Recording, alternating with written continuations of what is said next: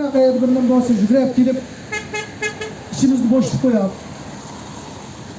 O şehitlerimizden külleri dikilip işimizni boşluk koyar.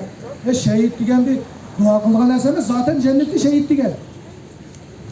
Şehittin ruhunu günümüz, şehittin ruhu ne? Şehittin biz dua talep kılmaz.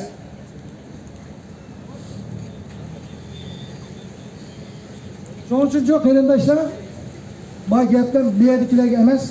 Çünkü bir şey kelgeller, şu an seviyede boğalık için kendine. Çünkü ben demeyi tabi atıdı. Başka arkadaşlarımızda küçükken bosumu. Adrak mı? Minıslı.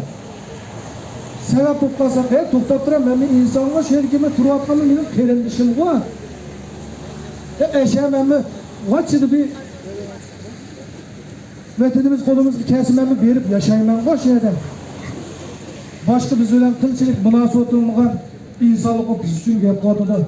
Ben bu sana bir yere tümdekilerimizden birer gün bir yere başlanırken tartışmak için değişim için belki sebep çok kolay.